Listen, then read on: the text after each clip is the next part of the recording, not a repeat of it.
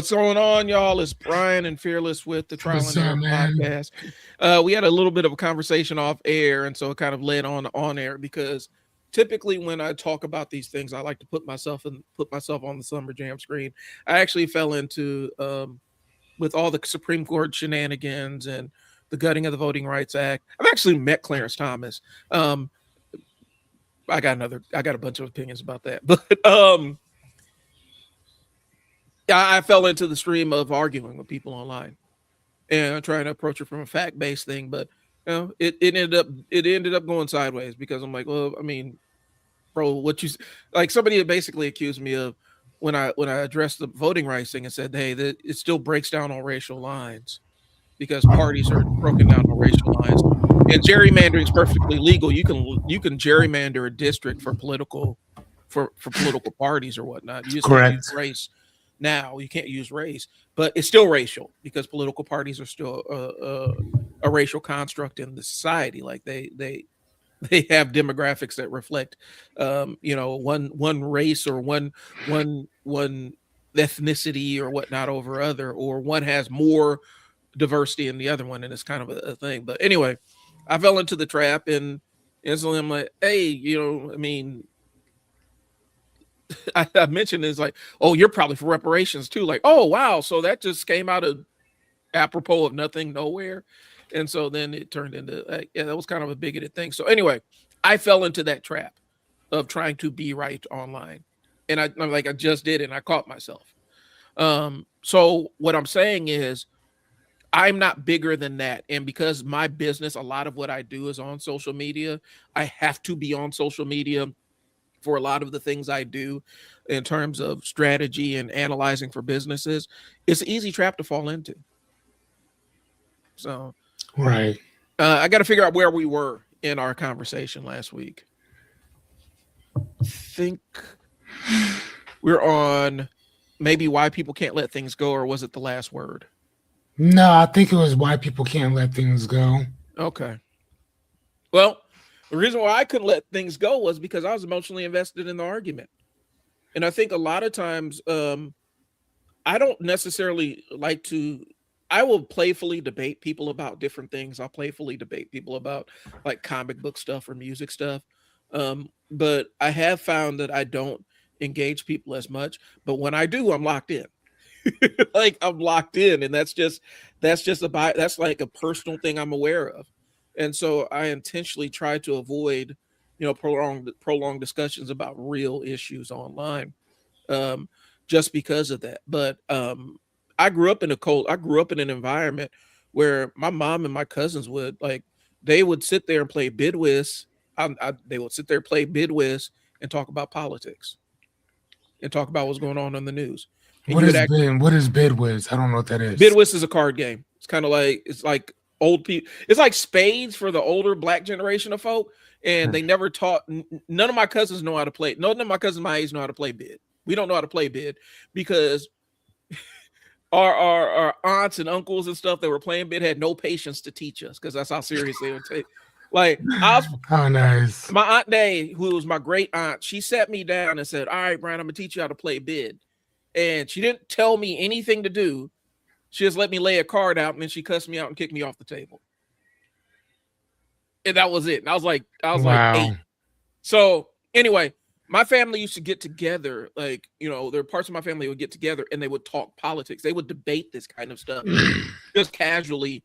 Um, you know, different political positions, talking about the news of the day while they're playing cards and stuff. And so I grew up in an environment where that was pretty common. Me and my mom would even sit down and talk about current events, and if we had different points of view, we would sit down and to kind of debate it. So it's a natural reflex for me. And unfortunately, on social media, you can't get tone, you can't get inflection, you don't have any rapport with anybody, to understand whether somebody's actually making a bad faith argument or whether they just don't understand what you're talking about. And so it's an easy trap for me to fall into. And so I got to be Right. really cognizant of it because that's what I grew up with. It's not a bad thing. Me and my daughter talk politics all the time. Me and my son do. It's just a natural thing that I came up in, but it's not necessarily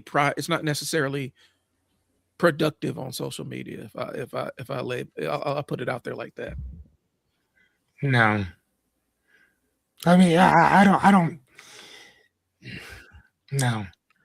I mean, here's my take. Mhm. If I were talking to people who would be willing to open up their mind and learn a little bit, that's Mhm. different. If I were talking to people that just wouldn't take my word for it, go look it up for yourself. I'll talk about it. But why would I talk? Why would I talk to a bunch of people who, number one, don't read anything, number two, don't check out anything that they're being told, Yeah. and number three, you're willing to argue some shit that you yourself don't even know about. You're running off of feeling, not fact. So, Yeah. like, no, I'm good. Nope. So, why would I talk politics? Why would I talk religion? Why would I talk any of that with anybody that don't want to learn anything more than what they know? I'm good Well, on that. well, and was it John Heinrich Clark? It was like, my peers I debate, all others I teach. I remember I think he said something to those. Let me find out. But Oh, dude, yeah. And I remember you talking to that dude, yeah, and he said, I do not consider you. He said something along the lines of, I do not consider you my equal. I only debate my equals, all others I teach. And And he would say, I saw the I saw the panel he was speaking on, mhm. so I know exactly who he was talking to when he said that, Yeah, and he gave it to that dude. yeah. That's when he said, I was like, oh, bars. Well, all right. Oh, Hey Kimberly, thanks for tuning in. Yeah, I've watched it, you.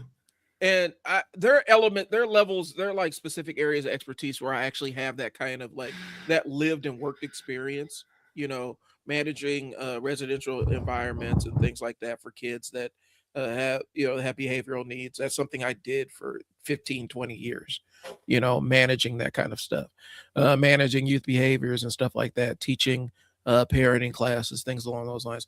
Even the marketing thing, I've been doing that for almost 10 years now. And so I do have a layer of understanding about that. But I mean, like, okay, so here's one that I fell into really easily. Media literacy, right? Like we did an entire episode about media literacy. Um, and somebody said something to the effect of, why are there no like conservative heroes or POV characters? And the pieces of media that they used as the examples to talk about who were conservative media heroes, one was Judge Dredd, one was a steal from Starship Troopers, the movie, not the book, because the book and the movie are two separate things. And I forgot what the last one was. Anyway, long story short, I had to come in and basically say, well, I mean, Starship Troopers, when Paul Verhoeven did that, it was the humans were essentially the Nazis in the movie Starship Troopers. Somebody jumped on there. Well, the book, I'm like, but yeah, it's a satire of the book. Well, in the book, but we're not talking about the book.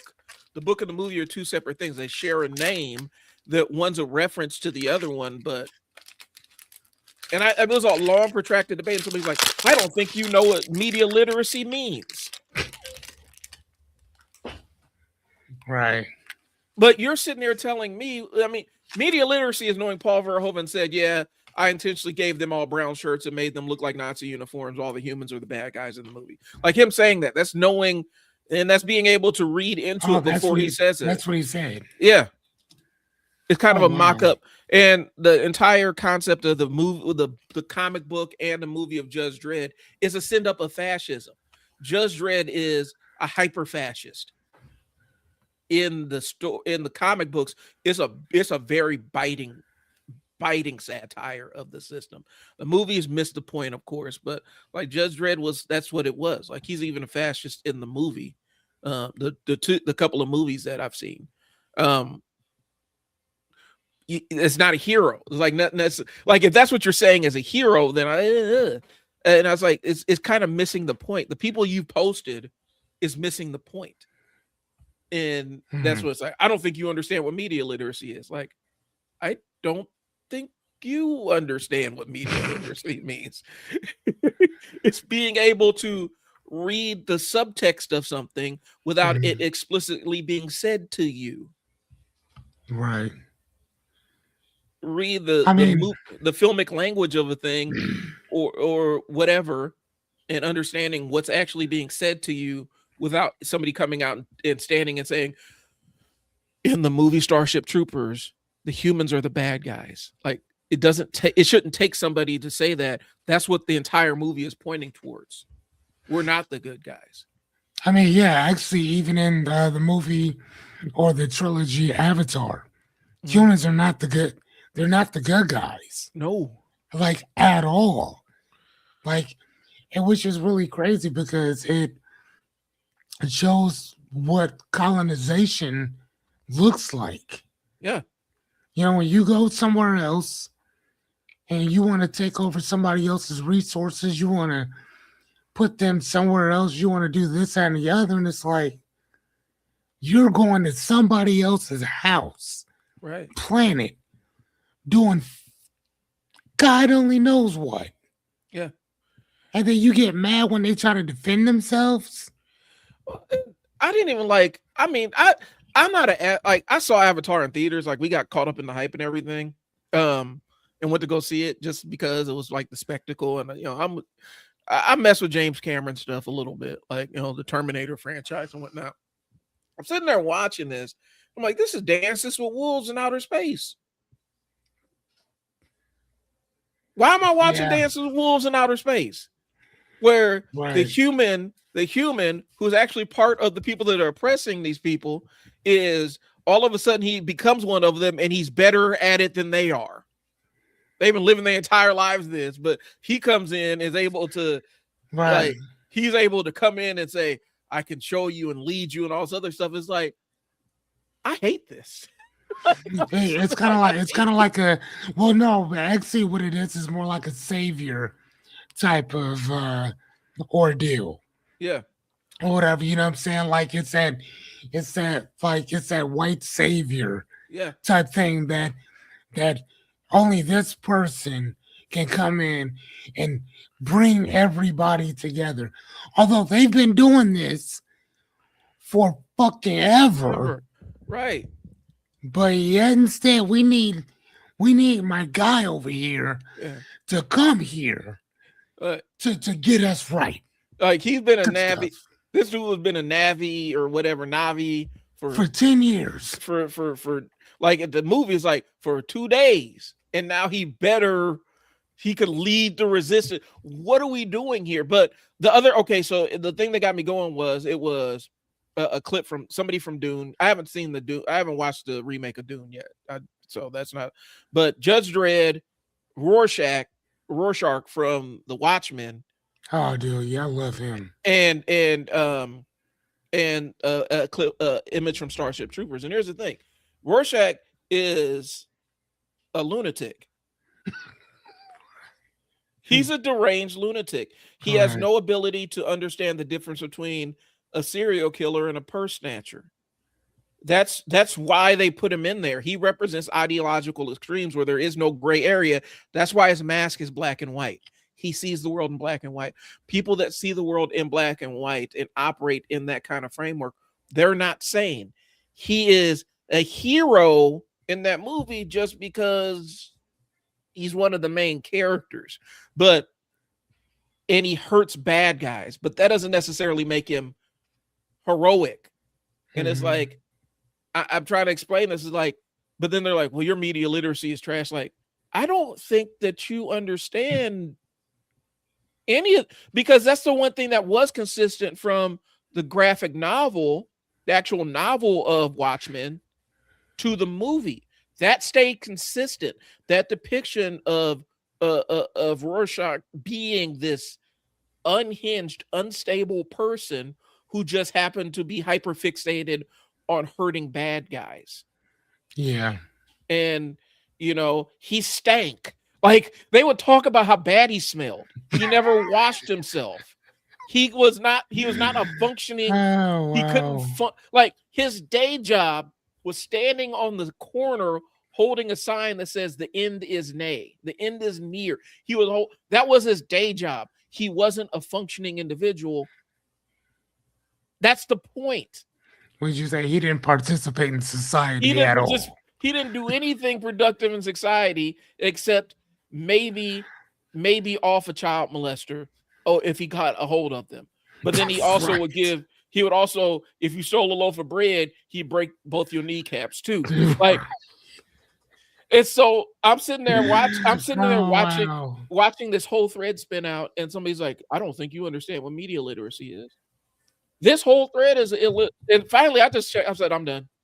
I can't sit here and debate this with y'all because we're going to be circling the drain, because if we can't agree on terms, and you're saying, I don't think you know what media literacy is, I think the only reason you're saying that is because you really don't know what it means.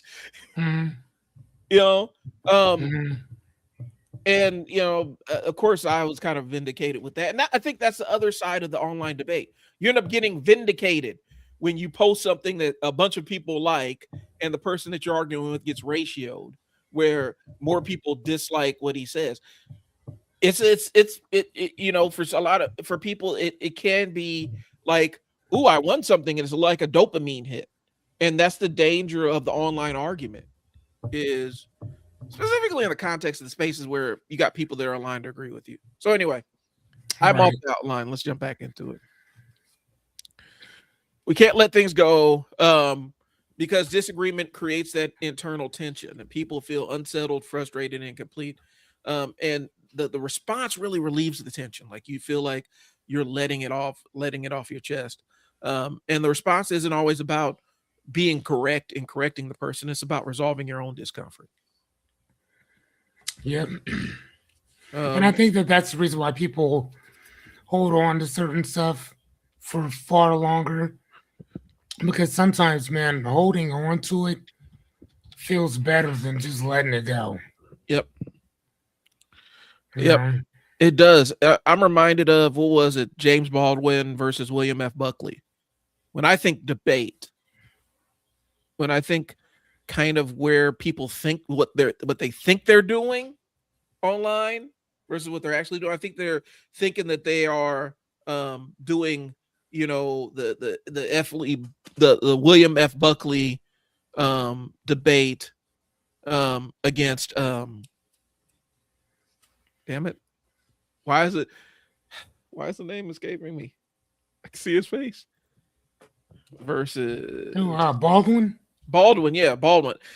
James Baldwin. I was just talking about James Baldwin this morning.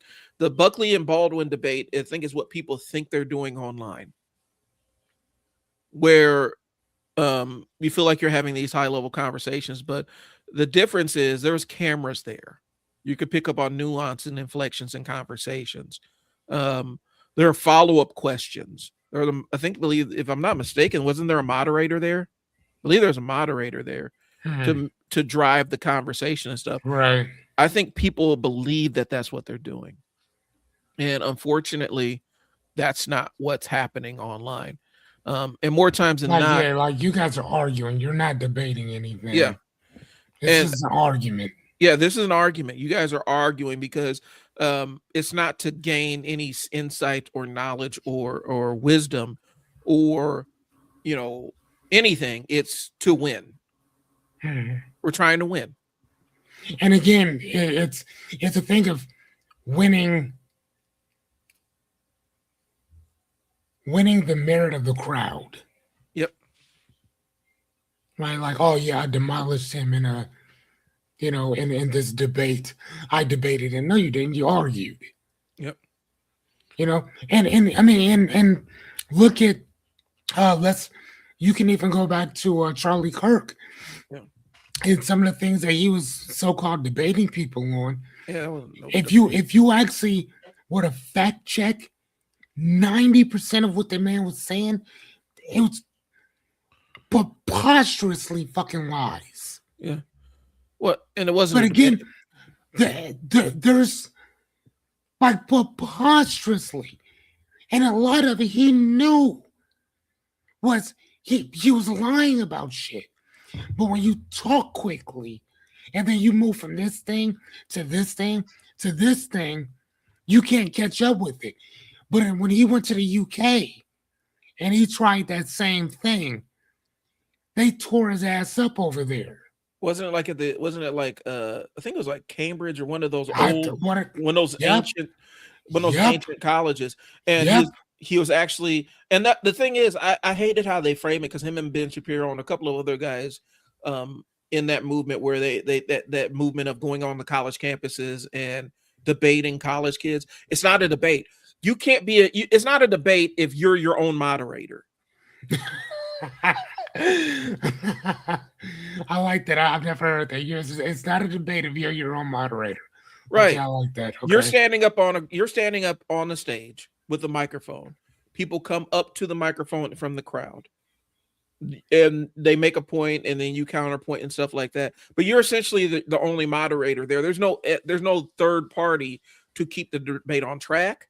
There's no group of judges to to look at the debate on its merits. There's no fact. There's nothing there that shows that this is about attaining knowledge. This is a performance. This is a performance. This is who can argue the best. Yeah.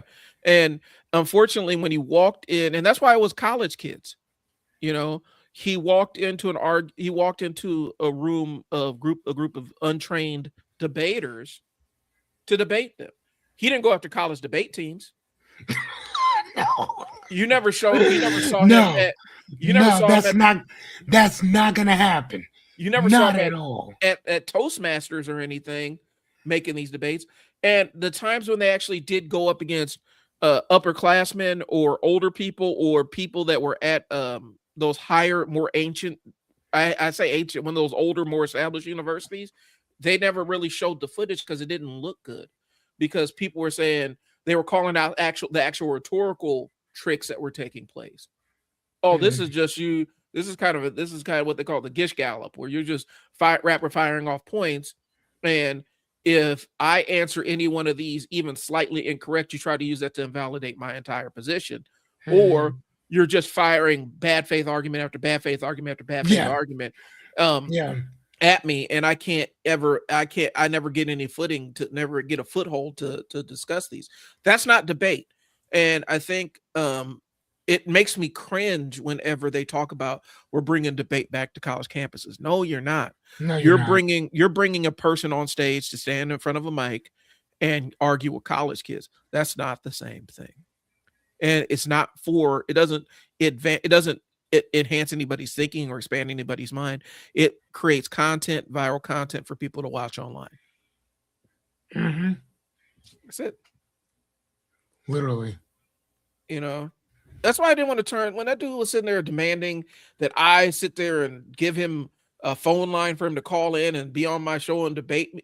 I'm not doing that, bro. For what?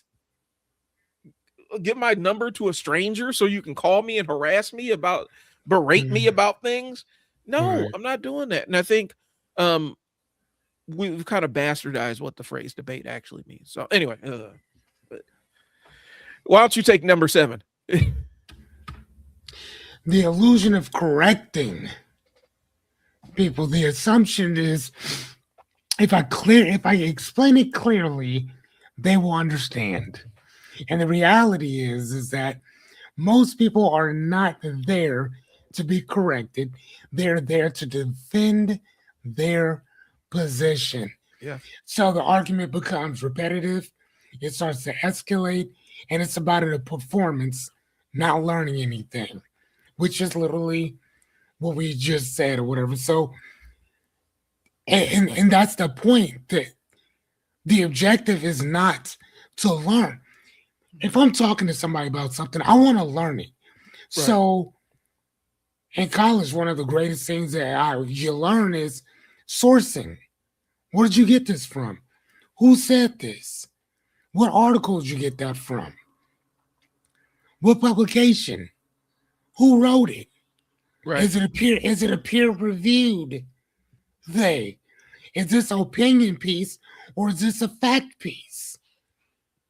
You know what I'm saying? Like, you need to know those things. And even when you're sourcing your material, you can get docked Mm-hmm. for not sourcing it from a legitimate place. Right. You can get docked for that. If you tell me something, I should be able to verify everything you just said. Everything. If I can't verify what you just said, then why are you saying it? Right. I can't verify any of this. I So, I mean, that's how I look at it. I don't know. I want to circle back. Maybe it's just me. No, it's not. And here's the thing. So if you explain it clearly, they'll understand. Okay, if I explain how to put a tire on clearly, a lot of people understand this, right? But if a brain surgeon hopped on and talked about how to do an experimental brain surgery procedure and explained it clearly to people that have no previous knowledge of any of this stuff, it's not going to make the bit of difference. That's like explaining how calculus works to a goldfish, like in some aspects of it. You know, Right. I think about what is it they used to call it? I think it wasn't white chocolate, but it was an NBA player who used to play for the Celtics, right? And people made fun of him and everything. And he started doing a series of videos where he take these guys, regular Joes out there, and absolutely embarrass them on the court. Yeah, and if I'm not mistaken, he wasn't even like one of the top stars in the No. NBA. He was just an ordinary, everyday guy, and they were thinking that, well, dude, I'll smash this guy, and I know it's demolished people. Brian Scalabrine. I'll show him. I'll put the picture on there, and demolish people. And he would sit up there and tell us, like, the distance between me and you, like, he's like, yeah, the distance between, he's like, I'm closer to LeBron than you are to me. Nice. I like that. He would take these dudes out there and absolutely destroy them on the court, hook them up and embarrass them. And it was all these guys that thought because they could hoop in their little realm that all of a sudden they can compete with actual NBA players, not understanding that there's levels to this. I had somebody who was it the fighting game. Okay, for those that don't know, like the fighting video game world is super, super competitive. And you could be really good on the sticks, beating up your friends on Tekken. You take that to professional, like where these people actually are getting paid to win tournaments against each other, and you won't even get a hit. You won't even, like, your fingers will barely touch the controller before the match is over, because there are levels to people's knowledge and experience. And I think a lot of times that ends up getting lost when we have these conversations with people. Again, it used to be you never saw experts, like you never see an environmental, you never see like an environmental scientist arguing climate change with regular people online. It used to be that. It's not like that anymore. I think COVID kind of changed the game. Everybody was sitting at home and all the experts were sitting home with the rest of us, and they needed something to do. But you will see experts out there arguing. I literally saw, I swear to God, I saw this guy reacting. Stephen King said something about one of his books. And this guy comes on and says, you've obviously never read a Stephen King book before. Oh, wow. And everybody's like, did you read who's responding to you? Yes. But he's obviously read. And people are like, are you serious? This is Brian Scalabrine. Yeah. This is, he would bring people on and they would think they were great hoopers, and some of them were. Some of them were great hoopers. They may have played Division II ball. They may have played overseas. That's a level. That's a high level of basketball. But then there's the NBA stage, and people are talking about the game and different skills in the game that aren't being displayed. These guys still have to be proficient, highly proficient at all of this stuff. I co-own a basketball training business. My friend does all the training. I do the business side of things.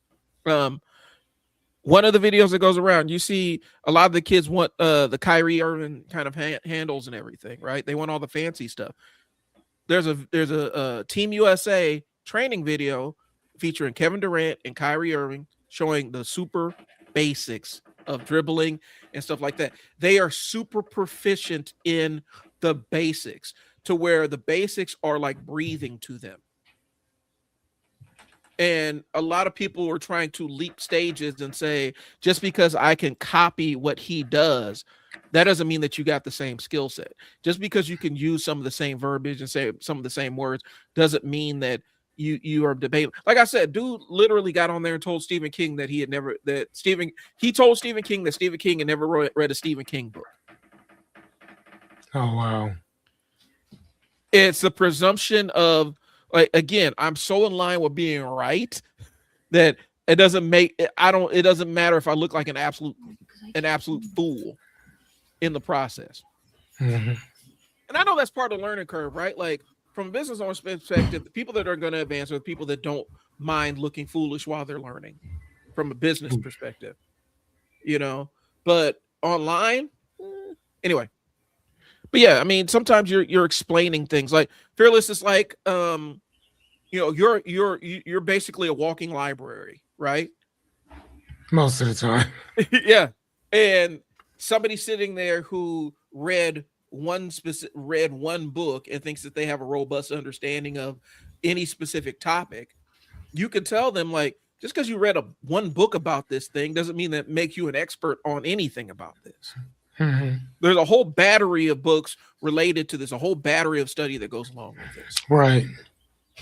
I mean, it's just kind of like, it's kind of like if you look at the Bible, for instance. I mean, there's so many other books that went into that particular one, and then there's other books like the Book of Enoch or whatever, which is actually not in the canonized Bible, but it is in the Ethiopian Bible. So again, there's certain passages, there's certain things that are not going to be in that particular book. You have to go outside of this source to go find those other books or whatever. And when you do find them, some stuff starts to make a little bit more sense. Other things you start questioning things based off of what you've already found. So, yeah, no, I 100% agree. What was that? This was one of our earliest shows where he had that brother on there that was debating the religious scholar. You remember that, right? Okay, give me some more. Where it was a debate between, he had all these, like, his brother gave himself all these credentials and everything, and he decided that he's going to go heads up with this guy who was actual Wes Hoff. Yeah, Wes Hoff and the dude from Forbidden Knowledge. Yeah.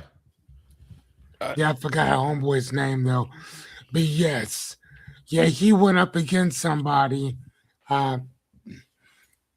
He had some like pseudo type beliefs on certain stuff, and he went up against Wes Hoff, who's in the process of getting a doctorate in religious studies or whatever. Yeah. And my man wiped the floor with that dude.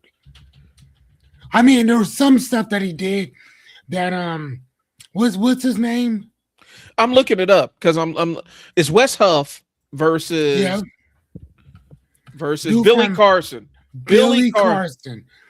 Yeah, Billy said some things that I've always kind of been like, okay, I'm whatever.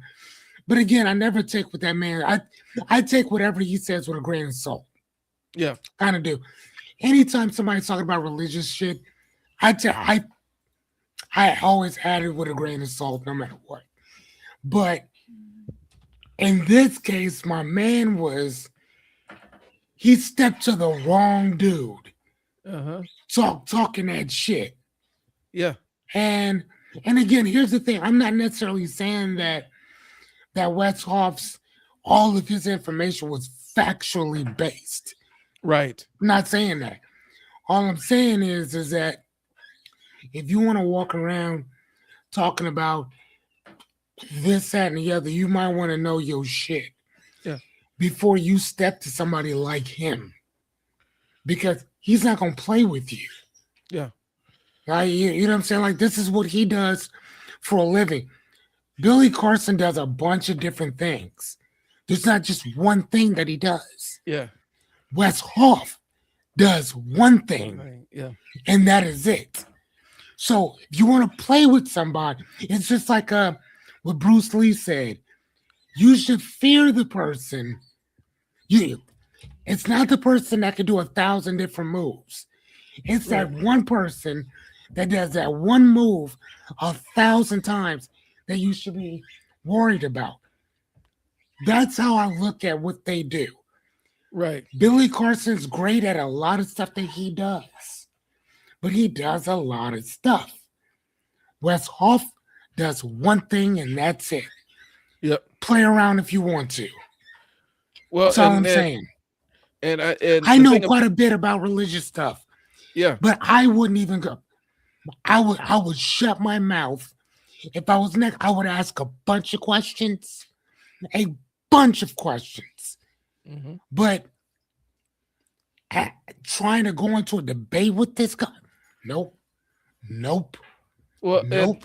And considering, Nope. I mean, here's the thing, and this is one of the things that gets weird about online life, is there's a lot of information because people once he got that stage with Wes Huff, people started digging into Billy's background and started finding a lot of holes in what he says and things like that. Like, you almost end up exposing yourself once you start getting into that I'm going to get on here and look smarter than you kind of thing, because then they start digging and say, does he really have a degree? It's more like a certificate from an online correspondence course from Harvard. It's not necessarily a degree. And this specific thing that he says he has a PhD in, that course doesn't even exist there. And people started but did it ever exist there though? You said yeah, it didn't even exist in general. And so people are starting to dig and dig and dig. Like, I know, I don't know if you see like the dude Rashad Ritchie who pops up on here. He's aside with a lot of black news and stuff.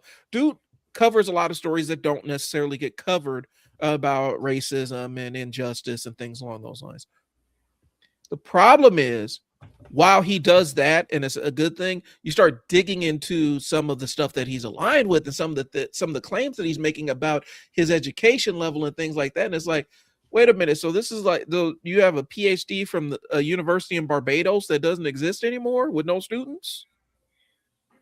Again, I would have to ask devil's advocate, did it ever exist at any point? The degree, it did exist, but it was a degree mill, but even what he said he got the degree in wasn't one of the things that was listed on as a field of study.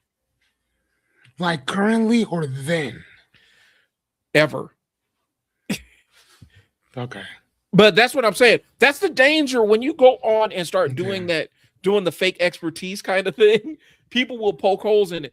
And you could literally look up Billy Carson and instantly AI will tell you a lot of stuff about him and things like that. But then you start digging, you start seeing all the videos with his name attached to him, like Billy Carson exposed. And you go into it.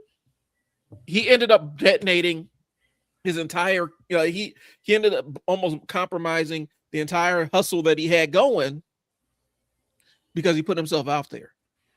Because, I mean, now they're talking about, Ponzi scheme and all kinds of other stuff. Not good. And so that's the danger of trying to show up as an expert online, because sometimes people will challenge. People are driven to challenge experts regardless. I've seen so many people try to say Neil deGrasse Tyson is an idiot and doesn't understand physics, like he's an astrophysicist. You can disagree with him on a lot of different things. You ain't going to do it with astrophysics. Like, it's just not going to happen. You can poke holes at other stuff. Mean, unless you know something that he doesn't. Right. Which is very possible. And he'll probably be the first one to tell you, hey, I don't know. I don't really know this as much. Like, that's one thing. When you start encountering people that are actual experts, the thing that an actual expert will do that a lot of people who don't really have expertise won't is an actual expert will say, yeah, I was wrong about this. I've changed my position on this, or I don't know about that. I need to find Yep. out more I don't know before I enough. say that. I don't know enough about it. The person Right. That's what I'm saying. Like, I have religion and philosophy books all up above my stuff or whatever.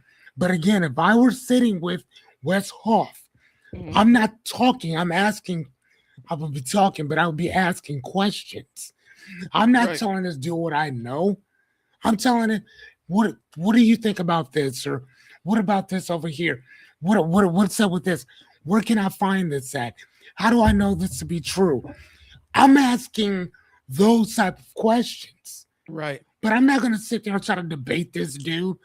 If all I've done is just read a bunch of different shit or whatever, now I'm not gonna act like I don't know anything, but sometimes like shut up and listen. That's exactly what it is. I'm not gonna sit like I made my I remember having the conversation with people earlier in the crypto days or whatnot. Like Warren Buffett doesn't mess with crypto. Cool. I value his opinion. Well, why are you messing with it? Because I'm not Warren Buffett. You know, but they're like, well, if Warren Buffett doesn't do it, then you shouldn't do it either. Well, I mean, that works for him. I'm not going to sit and debate. I'm not going to sit and go and try to talk stocks and investments or, any kind of capital investments or any kind of textiles or anything with Warren Buffett and think that I am on even footing with him, because I am not. But if it comes down to how, at the time, how crypto worked, I knew a little bit enough to make money doing it, but I'm not going to sit there and act like I have this superior knowledge over him. But I also know that this isn't necessarily an area of strength, and he even said he doesn't quite understand it. So being an expert in one place doesn't make you an expert in another place, but sometimes you have to be careful because those layers of expertise do intersect. And so when you're talking about, like, when I was working with kids and families, working with parents also gave me a little bit of insight to know kid behavior, and having all the background of managing kid behavior allowed me to talk more directly to parents' pain points. And so I think oftentimes just because you're a good doctor doesn't make you a great lawyer, right? Mm-hmm. You could be both if you study both. And there are lawyers who went to medical school so they could practice in medical law, and so they're experts in two spaces, but it doesn't mean that you're already an expert in both places. And I think a lot of times, just because we can Google something, we think we know. All right. Yeah. I like that though. That's a good topic. I like that. Social media incentives, we talked about it. Platforms reward engagement, conflict, and emotional reaction, right? That's why Jubilee is one of the fastest growing platforms on social media, right? It's sitting there watching people argue things that they argue. It's sitting there watching people who are novices argue with experts about specific things. Before we in some cases. Before we do that, I kind of want to go back to number 5. Okay. I actually don't think that we touched on that enough. And that's the need for the last word. Yeah. And that's what you see on Jubilee.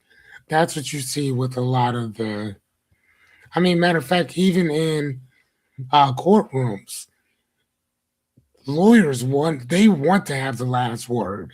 Mm-hmm. Because that's the last thing that the person is going to be thinking about. And having the last word creates a sense of completion, a sense of control, and the sense that we feel like we're winning something. Even if nothing's actually changed, psychologically, you feel like that we're there. This is mine.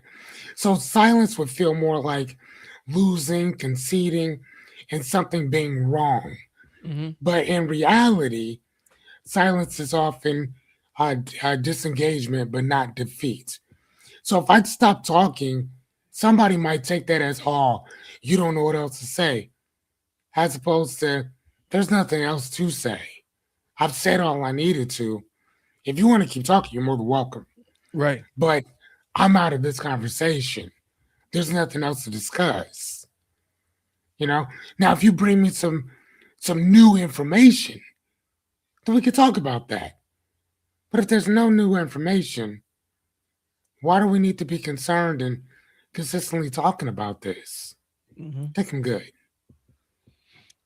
I think so. And again, going back to what we were talking about before, I think that that's one of the biggest reasons why a lot of us feel like we have to have the last word. Because I need to get it out. I need to tell you what I've been wanting to tell you. Yeah. You know, even at the detriment of myself, even at the detriment of our relationship, even at the detriment of an opportunity. Mm-hmm. I need to tell you what I'm thinking.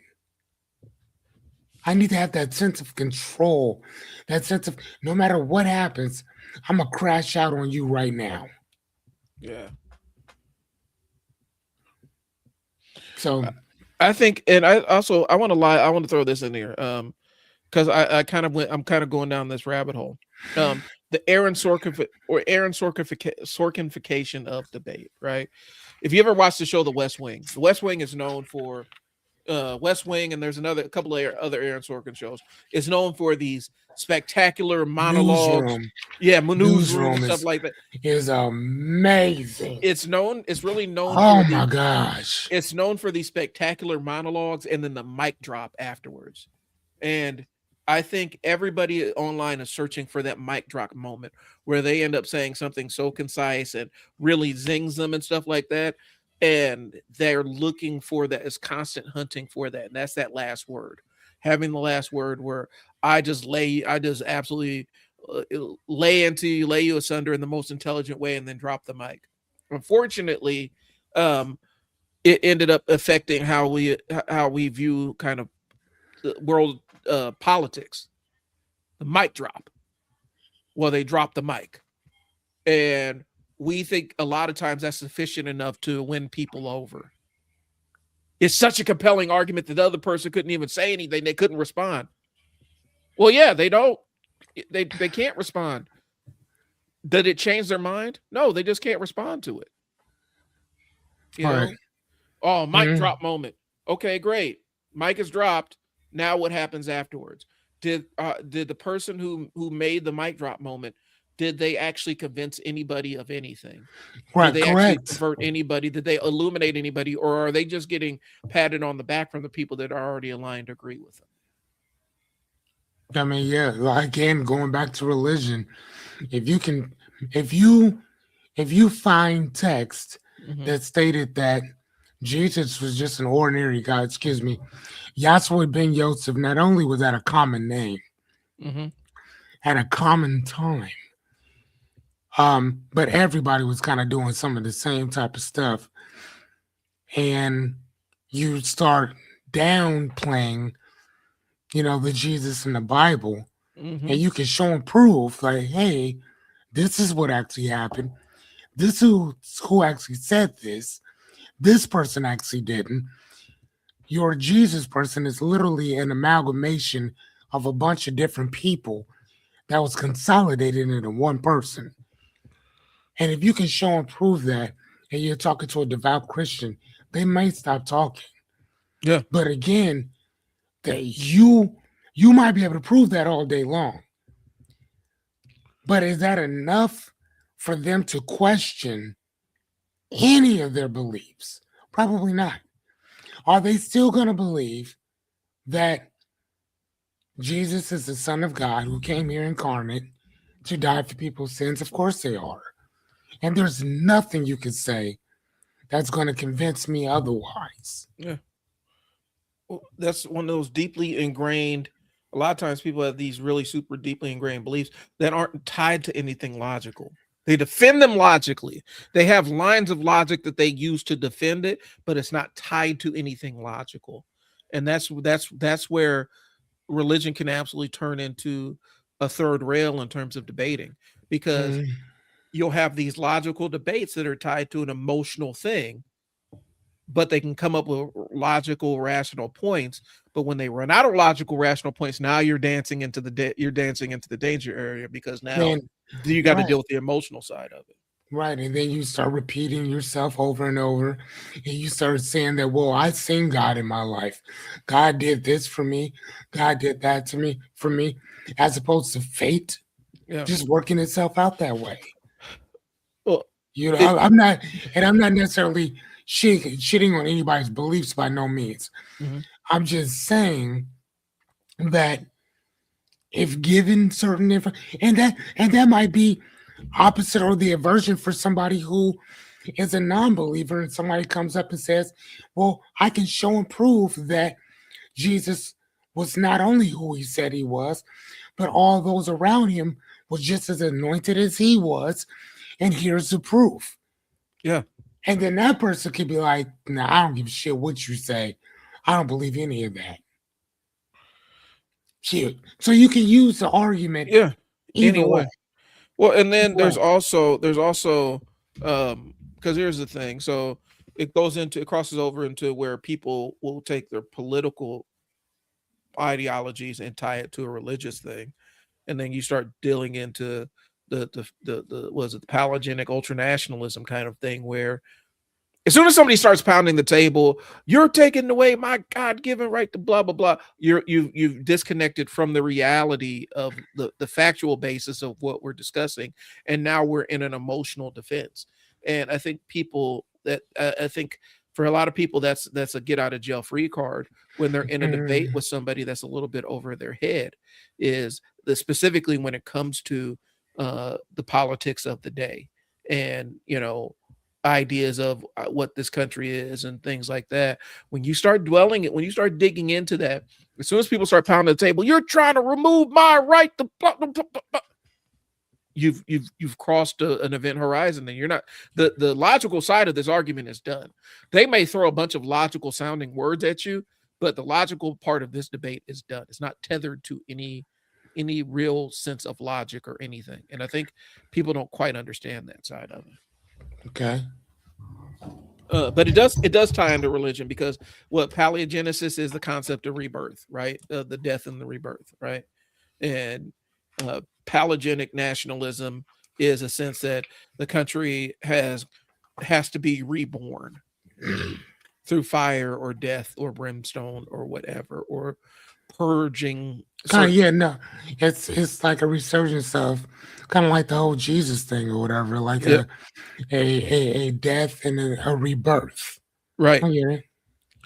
And so I think what happens is like I said, people start attaching rational sounding arguments to irrational things, and that's it. That's the nature of social media. I've seen people go 10 toes down on drinking raw milk. Like 10 toes down. And for them, this is such a deeply ingrained psychological thing of, you guys want me to drink the pasteurized milk. Well, I don't really care. You're trying to push pasteurized milk on me, the pasteurized, and pasteurization just means they just raise the milk to a certain temperature to kill off everything in there. Like I've watched people like type screeds on social media on WOWT's thing about talking about the dangers of raw milk. And people are digging in. I grew up drinking and pounding the table. I grew up drinking this and it's creamy here and blah, blah, blah. And it was like, do you, bro? I'm just saying, I mean, pasteurization is not like what, and then you hear what people think pasteurization is, and you're like, oh, so you just don't understand.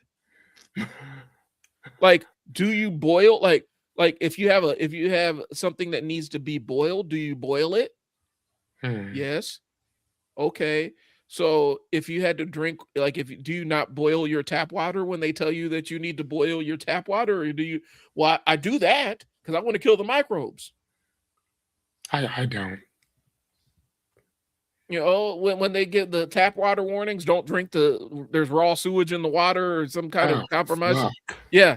And that happens in smaller towns or whatnot, where something contaminates the water supply. And they say it's under a boil advisor. You got to boil the water to kill whatever microbes are in it.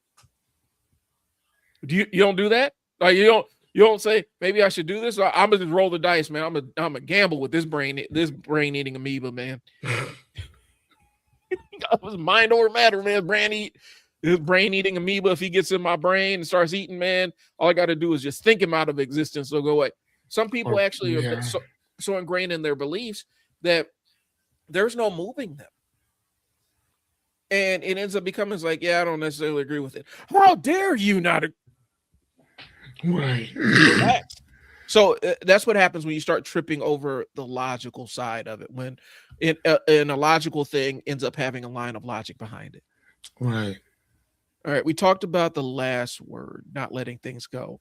Again, it's hard. I've done it on social media where I'm like, I come back to it. Matter of fact, I actually did an experiment a couple weeks ago where I intentionally decided to see if I could out troll a troll on Twitter, just see if I could do it, and I did. What happened? He was like one of the incel dudes on there, and whoop-de-woo, and he kept saying, "Yeah, man, that's why you a loser, man. All you can do is just reply to me online." I said, well, I'm a marketing consultant, so I'm online all the time, so this is nothing for me. You don't own your own business. I do. And it like he kept trying to find different things. Mm-hmm. You're gay. I'm married with kids, bro. Like he kept throwing stuff out at me. Damn. And finally, he even said, "All right, bro, you got me. Most people can't hang." Because I kept saying, okay, and then I pivoted him back to the original point that I made. Right. And finally, he just said, okay, you got me. Because what that was engagement for him. Like, he was used to people having these long screeds and having these super long engagement posts, and I was just giving him like a couple word answers. And I kept saying, keep going, keep going, keep going, keep going after everything I said. And finally, he's like, yeah, Meryl, you got me.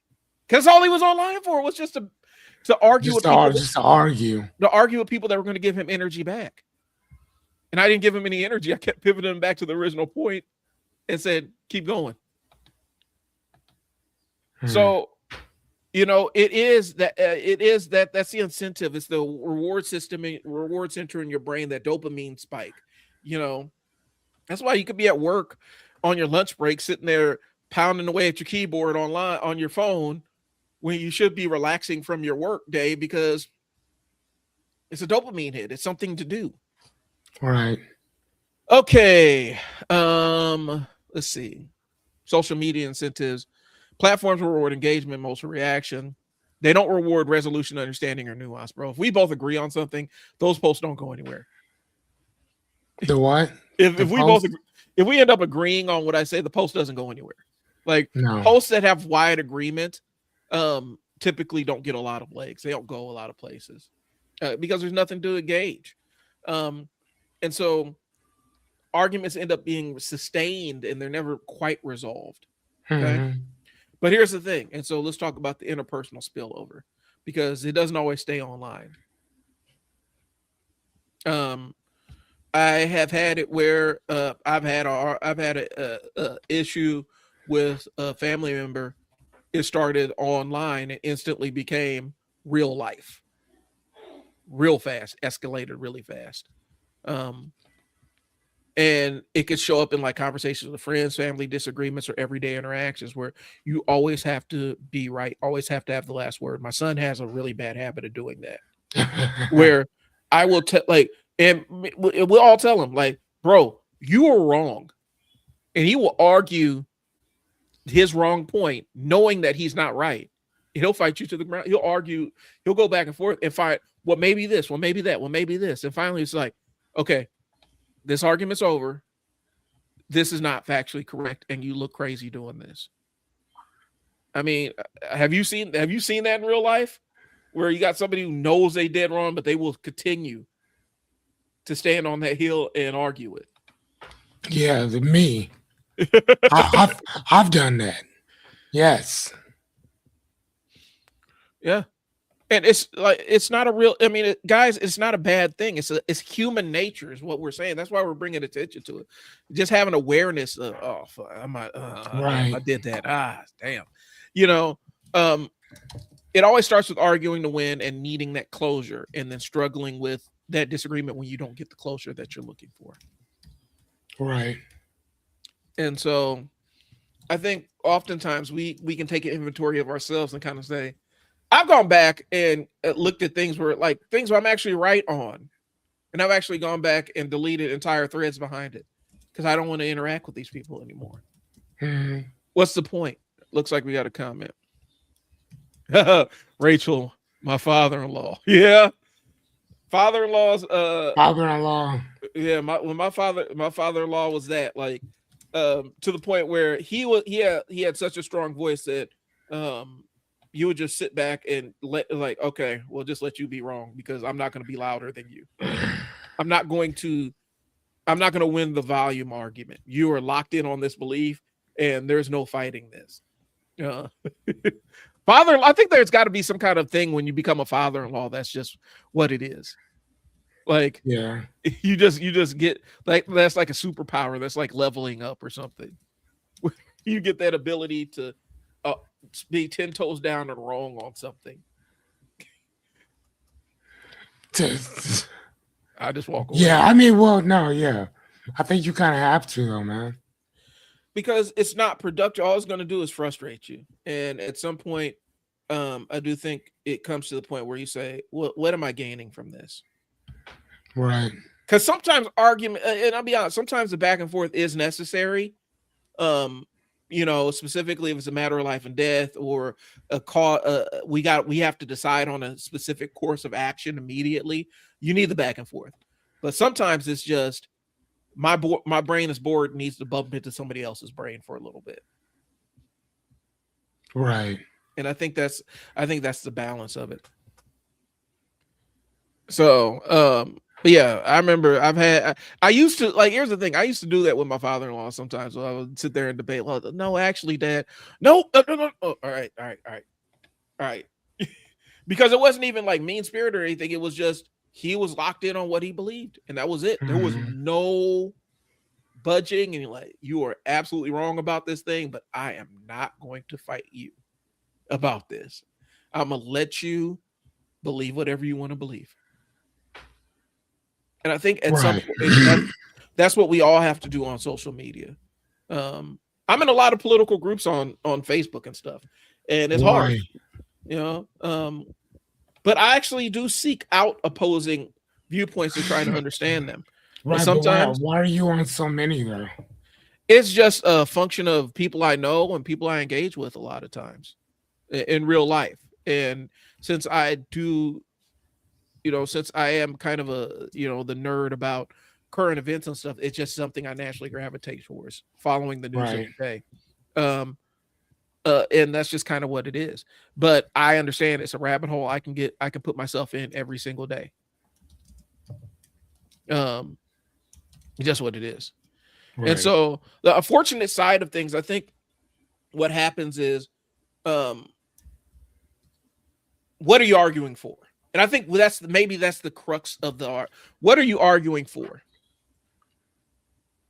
Mm-hmm. We don't agree on politics. I'm the blue dot in my house at times. Yeah. That's being that. I mean, essentially you're kind of on the island. That's being the non-religious person in the religious house. That is, you're on the island, and more times than not, because there's the thing, sometimes you be on your own island and you're just out there fine living what you believe, and somebody wants to land the boat on your island and fight you on. Yeah. And so it's really about picking your battles. And unfortunately, the politics of the day is, and it's not, this isn't even my notes, but there's an element of this. The politics of the day is conflict based. And it's online based. There was time, and I was in the barbershop the other day. I'm sitting there saying, there was a time where we would go weeks without hearing what the president thought about stuff. Man. We go weeks without knowing what the president's opinion about a thing was. I'd say that too. I'm like, dude, this should be boring. Yeah. Like politics, to me, politics should be boring. Yeah. Like it should be on like C-SPAN, like it used to be, where people are talking about stuff that nobody gives a shit about. Be on the news, they'd be like, the president just got back from vacation at Camp David. He's on vacation for 2 weeks. I didn't even know. That's amazing. I didn't even know. Like, yeah, He was gone. I didn't hear from him. Now, every morning is led by some kind of late night oh screed, man, some kind of late night rant on, and it's driven by that. Our representatives are using that. I got into it with Don Bacon, of all people, online about something. And him being snarky, it might have been one of his campaign people. I don't know. I've talked to him and I think it might have been him. But a lot of our politics are actually taking place online. And it's such a weird thing because we are not meant to have this kind of access to people's half aborted thoughts. We are not supposed to have this level of access to people's half thoughts. And we're constantly blitzed with it on a daily basis. Hmm. You know, I like that. but we have a reality. So yes, yeah. Well, and it's a drug. It's constantly that dopamine hit. You know, that searching dope that, you know, and I've never seen a more maybe JFK, but JFK was like, you know, chasing women and stuff. That was his dopamine fix. Yeah, there was. Our current administration's dopamine fix is likes and shares on social media and television ratings, which is a really weird thing. It's like we're living in a movie. Like, was it? It's Idiocracy is the movie that comes to mind, but there's a couple of others. Dude, tell me that movie isn't ahead of its time, dude. Yeah. Oh my god, that movie was so ahead of its time. Yeah, and I think it belied a lot of Americans' fixation with pop culture and television and fame and stuff like that. And what if basically the president was just American Idol, essentially? Like it was like a reality show, and that's kind of where we're at right now. Literally. And in order to ascend, like you can't ascend the political ranks in this country without having a high level media, a digital media savvy, without a strong digital media team. You just can't do it. You got to pop up on these podcasts and sit there and listen to Joe Rogan talk his bullshit at you for. Oh man, that's Rachel. That's a crazy question, dude. He would have gotten tore up. Yeah, we see all kinds of pictures, all kinds of memes about him and Marilyn Monroe and all kinds of other stuff. Oh my god, him and his brother Bobby, their father. Boy, I don't know if he'd have became president. It would have been the Kardashians. Actually, yes, he would have. He would have. It would have been the Kardashians, though. If we elected Donald, and I'd say we because I'm an American. If we elected Donald Trump, we would have elected JFK. I'm just saying. I mean, because matter of fact, we elected Bill Clinton. Yeah. It would have been like I said, it would have been keeping up with the Kardashians, right? Because the Kardashians, they use stuff. They'll come up with stuff in the storyline just to sell products and stuff. Like it's nothing new. And so it's same thing. Like the Kennedys would have had their media team and everything spinning these stories and pre-releasing controversial stuff and getting out in front of it. It would have been crazy. Like, or imagine like social media during the Reagan years. Like it would have really been interesting about what was going on. But again, I think just mainlining so many people's half-thunk thoughts it's got to take some toll on us. And I look at my kids again, and we talk about Fearless and I have talked about this before. We're both old enough, and Rachel, I think you're in the same cohort too, where I grew up without social media, but I also grew up with social media, if that makes sense. I grew up my adolescence and teenage years. Like the most social media I had was like 15 years old being on American Online, in the America Online chat boards and whatnot. But I grew up, I was kind of the target audience when MySpace dropped. And I was the target audience when Facebook came out. And so I grew up without social media, but grew up with it. And so I have that ability to say, yeah, social media isn't real. That happened on social media. And because it happened on social media, that is not real. My kids don't have that disconnect because their friends, their entire friend group may be online. And that's how they interact with one another.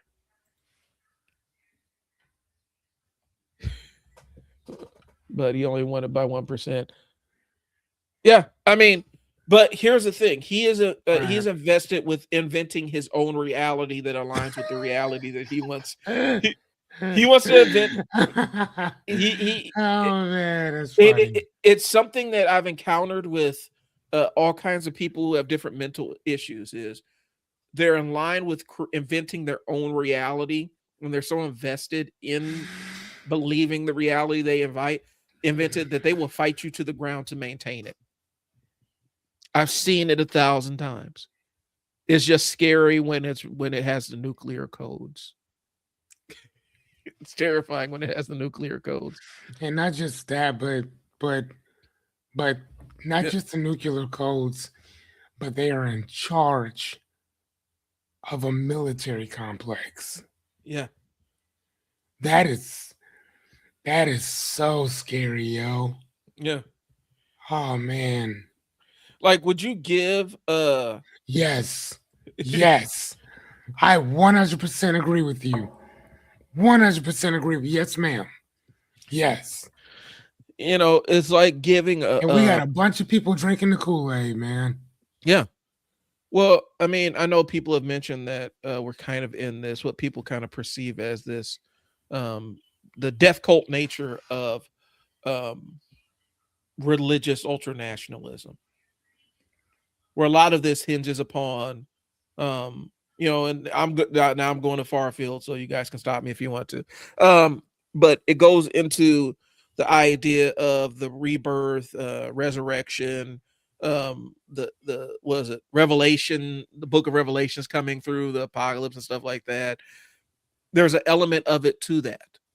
And what's scary is when you have military people talking about that was discussed with them before they deployed. You're on a holy mission. That's terrifying. Right. Because there's a level of nihilism there where you're like, I have my religious beliefs about, you know, you're bad when the Pope hates you. Yeah. Hey, man. When the Pope don't mess with you, bro. When like the Pope don't mess with oh man. When you have and this she's funny. This is yeah, Rachel's my homegirl. Rachel's hilarious. Man. This is one thing that you guys gotta understand. The thing that's unsettling about this is you're hearing members of the armed services come back and say, yeah, when they talk to us about what's happening in Iran and deploying for Iran, we were told we were we're being given a mission from God, a holy mission. Yeah. That's terrifying. That's terrifying because here's the thing. If I don't subscribe to the entire New Testament and all the other stuff that comes along with it, why am I being tied to this? Why are you trying to bring on the apocalypse? I don't want the apocalypse. I like my all my stuff is here. I don't want the apocalypse to happen. Why are you trying to introduce that? You know, and using that symbology, because that means you're nihilist. You have a nihilism. Well, and this is kind of they're talking about this is kind of Hegseth's kind of jam, because he is in a Christian fundamentalist church, and so a lot of the ideology that he's espousing, if you look at what his pastor's saying, it kind of matches the same thing. He thinks that this is going to bring up forth the return, the resurrection, and it's going to bring forth the end of days and all. What are we doing here, bro? Like, you know, if you're in a car with somebody and all of a sudden they start talking about the end times, the end of days or whatnot, and stuff like that, and you're like, hey, do you want me to drive, bro? Like, are you good? Like, you know, imagine getting on on the plane with the pilot, and he starts talking about the afterlife and how he can't wait to get there. Pilot just comes on and is like, buckle up, folks. What are your beliefs in the afterlife? We're 40,000 feet in the air, and all I'm thinking about is sweet Jesus. Yeah. It's like, thinking about my eternal reward here, I'm thinking about my eternal reward. And some of you are infidels. Yeah, you're going to be like, land this plane. Get me off of here, bro. Like, you wouldn't trust that. You know? Oh my gosh. But we will have it dictating our military strategy. Right. I would not want to be I wouldn't want to be on a plane with a pilot that is locked in on getting to the afterlife, bro. Like, you can miss me with that, bro. I want a pilot that I need a pilot that foresees himself landing the plane in one piece and going home to his family. Right. That's the pilot I want. I don't want the pilot like, all right, man, today could be the day, y'all. Let's go. Like, I don't want that. Right. I mean, I wouldn't even mind having a pilot say, you know, I've been flying for 30 years, and some of the stuff that I see up here is crazy. I wouldn't mind stories like that. Yeah. But as opposed to Jesus Christ is my Lord and personal Savior, and today I think is a day that we should go meet him. It's like, no. Can I at least get some peanuts first? Right. Can I get some peanuts first? Like, bring my water. Can I get a ginger ale? Yeah, bring me Can I get two? Right. And one of those sandwiches. If I'm out of here, let me snack on as much as I can before I'm out. That's like, you in the going under, and the surgeon starts saying, so have you ever played the game Operation? What? I don't want that. And so she said, no, that costs too much. No, you cannot get an extra bag of peanuts. No, you should have brought it. But I mean, we're in this weird part. Like, Spirit Airlines just shut down and just left. Like, here's the thing, like, the entire like, our news cycle is so jacked up and so absolutely utterly insane right now that what would have been headlines for weeks and weeks and weeks is just, yeah, Spirit Airlines shut down and stranded a bunch of people all over the country. In other news, like, that's how crazy it is, you know. Right. And I mean, shit, when Pan Am shut down, people still talk about that shit. I hated Operation too, because I was terrible at it. Oh yeah, I sucked. Sucked. I mean, I look at it like, insane things happen, and it's just like, because it's never crazier than what's coming out of the White House. That's the thing about it. No matter what crazy thing is going on the news, it's never crazier than what's going on in that couple of square miles around the White House. It's always crazier. And I feel like this is not a good precedent where we expect to be entertained by our president to a degree. You guys get what I'm saying? Like, not entertained, not in a positive way, but we're expecting some kind of stimulation to come from the president. That's a weird thing. That's a really weird thing. You know, we're sitting around, what weird Supreme Court ruling is going to come down and turn all our lives upside down? Like, we sit down and watch it on social media. You know, that shouldn't be the thing, but that's kind of the life. That's the existence we're living in. All right. Right. Where are we at? I think we're about done. Man, Rachel funny as shit. I think we're about. Rachel's funny. So the question of the day is, what does disengagement actually mean? Thank you, Rachel, man. You are very funny, man. Oh my gosh. It's been real. Gotta get some flower arrangement. It's Oh yeah, this is your busy week. Oh, dude, is it Mother's Day? Mother's Day's coming up. It's when? Sunday. Like this Sunday? Yeah. Fuck. All right. God damn it. So take care, Rachel. I'm gonna give you a shout here once we get off air. But take it easy. I know it's a busy week, so handle the business. Is that what she does? Yeah. Oh, cool. Yeah. Yep, Rachel is one of my friends. She owns a flower shop, Purple Orchid.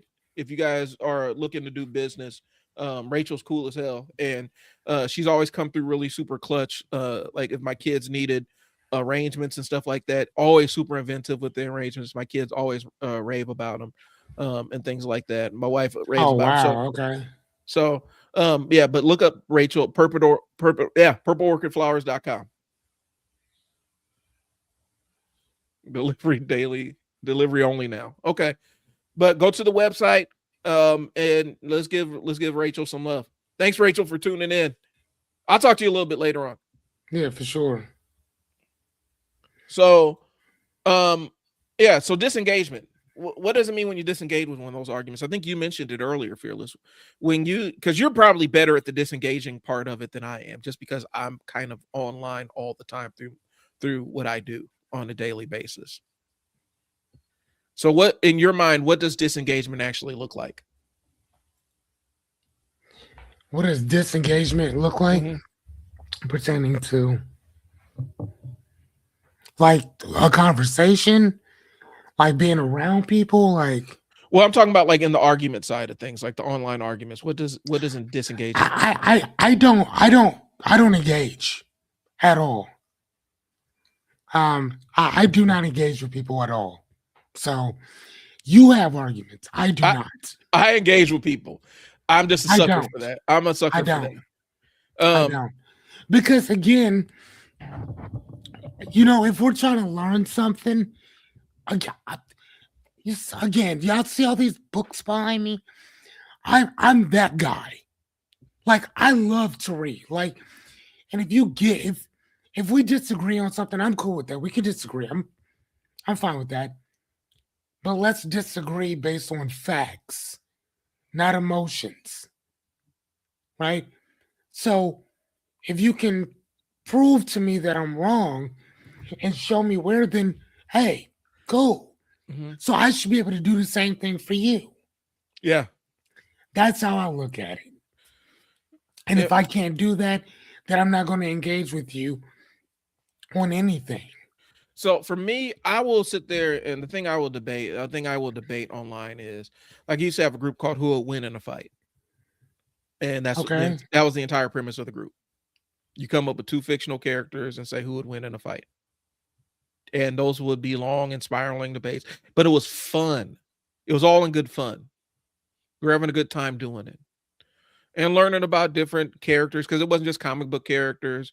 You had media and stuff like that. And so we'd have these conversations and whatnot. And it was fun. It was all in good fun.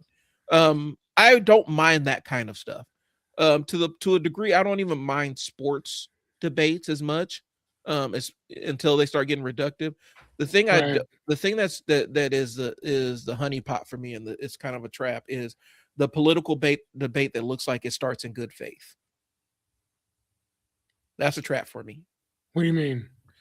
Yeah. Okay, I got you. Where it looks like we're about to have a honest, a civil conversation, everything out on the table, and then you try to sandbag me. Yeah, honest. That's the one. Those are the ones that I have to stay away from, and so it makes it hard to engage, because there's not a lot of good faith debating that happens. And for me, it's actually not engaging. There's plenty of times where I've seen it, like, I'll type something and I'm like, I'm not even going to respond to this. I'm not going to say anything about this. Just because I don't want to get into it. The one that I've been fighting the hardest against is both sides of the Megan Thee Stallion, Clay Thompson thing. My God in heaven, I don't want it on my feed. I don't want relationship stuff on my feed. And there's been so many posts where I want to say something like, I'm just going to keep scrolling, because neither side is going to be really happy with what I say. And I don't want to argue with strangers on here. So some people view it as losing the argument. I've kind of gotten to the age where I'm like, I don't care anymore. Right. But then I also, I want to be right. And I feel like I got to go until I say what I need to say, and then I'll disengage. And I just got to not engage at some points, where realizing this is a bad faith argument from Jump Street. Yep. Yeah. And so disengagement is recognizing limits in interaction and choosing whether to invest energy or deciding if it's not something that needs to be discussed. Yeah. And I think we discussed this. Winning an argument to me, as I get older, unless it's about money, winning an argument, it feels good in the moment, but that's a really fleeting feeling. And more times than not, online arguments, you end up losing arguments that you win online. Specifically if they happen on your main feed and everybody gets a chance to see you completely showing your ass and arguing on your feed. I've done the responding. So these are the questions for y'all. What does winning an argument mean to y'all? Have you ever kept responding just to have the last word? When you're online, who are you actually trying to reach?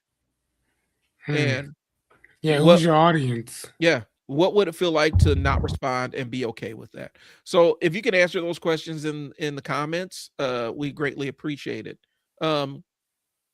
Fearless. Do you have anything else before we bid adieu and sign off?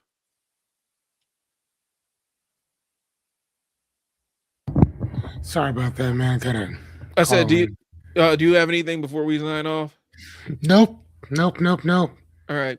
I want to thank Rachel for jumping in the conversation. We always love to have guests jump in and continue the conversation that adds more value to the show.